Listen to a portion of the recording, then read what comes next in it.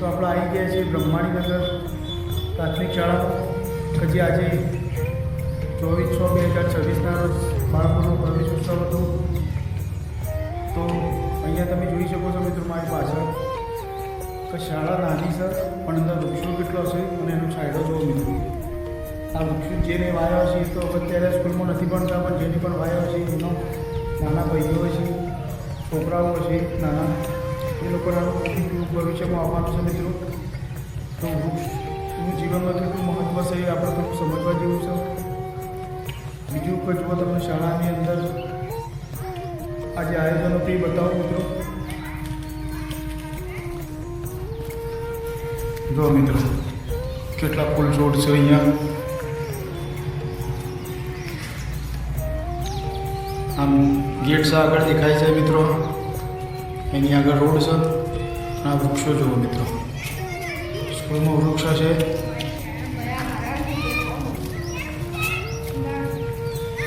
અહીંયા મંડપ બાંધ્યો હતો છાંયડા માટે, બ્રહ્માણીનગર પ્રાથમિક શાળા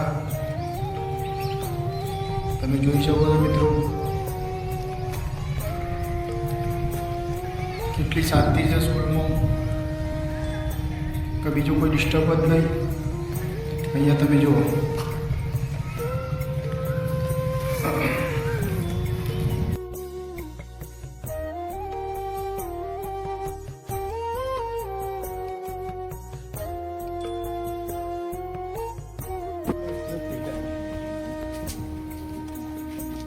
આપણે તાળીઓ પાડી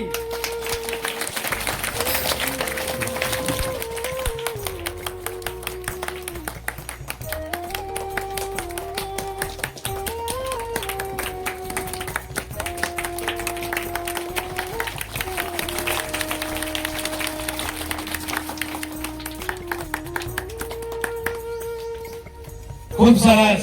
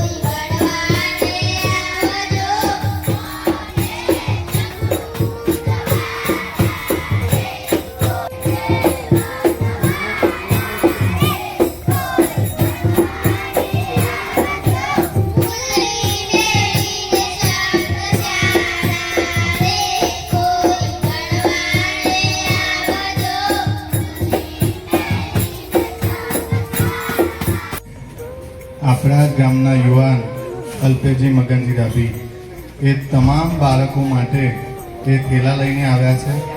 તો ખરેખર તાલીઓ પાડીશું આપણે। ભણવાની શરૂઆત આમની યોગેશભાઈને રિટાયર થઈ 3-4 વર્ષ થયા છે।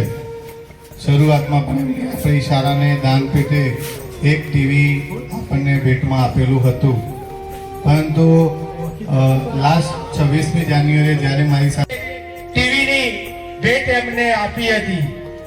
જ્યારે વચ્ચે એક વખત આવ્યા હતા તો અમારે બેઠા બેઠા ચર્ચા થઈ કે અમે એક બીજી ટીવીની શોધમાં છીએ। ગામના દાતાઓને વિનંતી કરી છે, ગામના દાતા પણ તૈયાર છે, પણ યોગેશભાઈ સાહેબને અમને કહ્યું સાહેબ કોઈને તમારે કહેવાનું નથી, તમે જે તમારા દાતા હોય એમને બીજા દાનમાં ઉપયોગ કરજો, પણ ફરીથી બીજી એક ટીવી હું મારા તરફથી આપીશ। આજે આપણે ટીવી આપણે ભેટ સ્વીકારવાની છે એવા યોગેશભાઈ સાહેબ આપણી વચ્ચે બીજા એક દાતા ઉપસ્થિત છે, અલ્પેશભાઈ મગનજી ડાભી। અલ્પેશભાઈ જ્યારે અવારનવાર શાળામાં કોઈ પણ અમારે નાની મોટી જરૂરિયાત હોય કે કોઈ કામ હોય તો અમારે પહેલો ફોન મોબાઈલમાં નીકળે અને અલ્પેશભાઈ યાદ આવી જાય.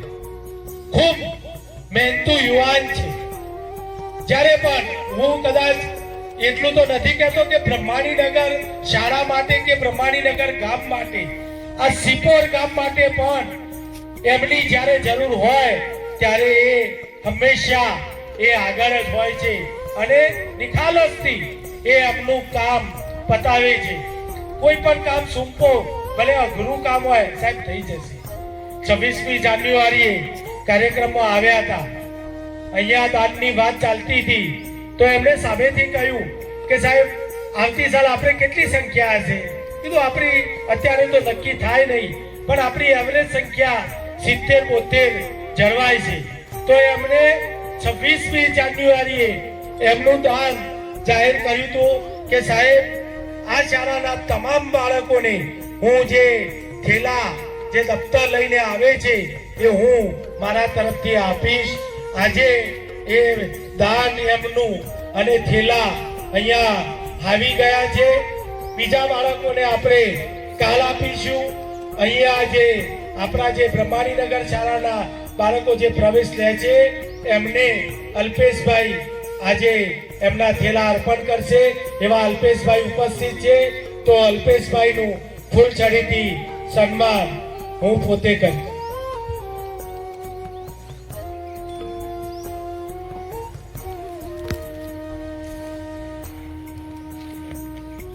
તાલીઓના ગડગડાટથી આપણે વધારી લઈશું ભાઈ.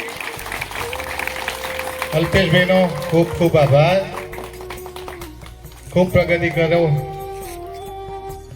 અલ્પેશભાઈ પોતે જીબીમાં અમદાવાદ નોકરી કરે છે.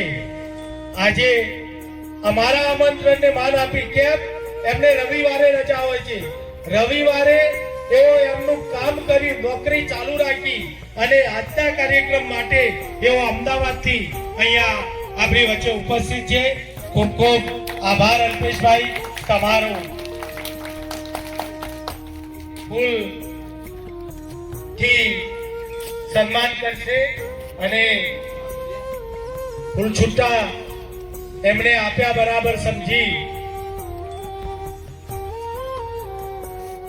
નહીં બેટા,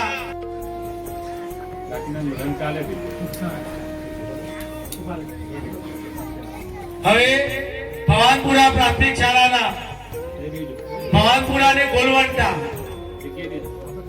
અને રેડ લક્ષ્મીપુરા તમામ બાળકો આવી જશે.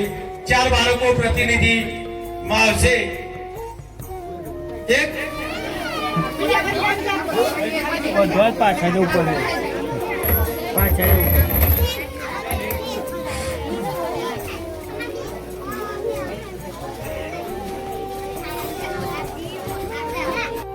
નમસ્તે, મારું નામ જીયા છે. હું ધોરણ 5માં રે લક્ષ્મીપુરા પ્રાથમિક શાળામાં અભ્યાસ કરું છું. આજે હું સ્વાસ્થ્ય અને પર્યાવરણ વિશે થોડા શબ્દો કહેવા માંગુ છું. સ્વાસ્થ્ય આપણા જીવનની સૌથી મોટી સંપત્તિ છે. સારું સ્વાસ્થ્ય રાખવા માટે પૌષ્ટિક ખોરાક ખાવો અને રોજ કસરત કરવી જોઈએ અને સ્વાસ્થ્ય જણાવવું જોઈએ. પર્યાવરણ હવા, પાણી, વૃક્ષો અને પ્રાણીઓનો સમાવેશ થાય છે. સારું સ્વચ્છ પર્યાવરણ આપણને તંદુરસ્ત રાખે છે. તેથી આપણે વૃક્ષો વાવવા જોઈએ અને પાણીનો બગાડ ન કરવો જોઈએ અને કચરો કચરાપેટીમાં નાખવા જોઈએ. જો આપણે પર્યાવરણ અને સ્વાસ્થ્યની કાળજી રાખીશું તો આપણું જીવન સુખી અને આનંદદાયક બનશે. તો ચાલો સૌ બધા મળીને આપણે સ્વચ્છ અને હરિયાળું પર્યાવરણ બનાવીએ. ધન્યવાદ. ફટાફટ આપણે પોતપોતાની જગ્યા લઈ લઈશું.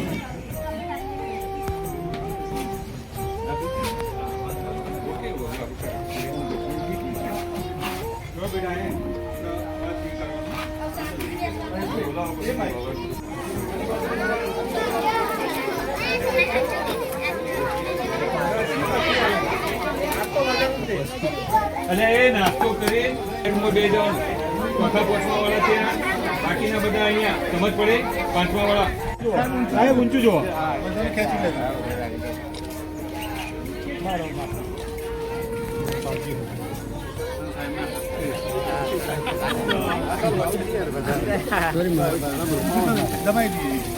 અમારી શાળામાં આવી જજો તમે તાર.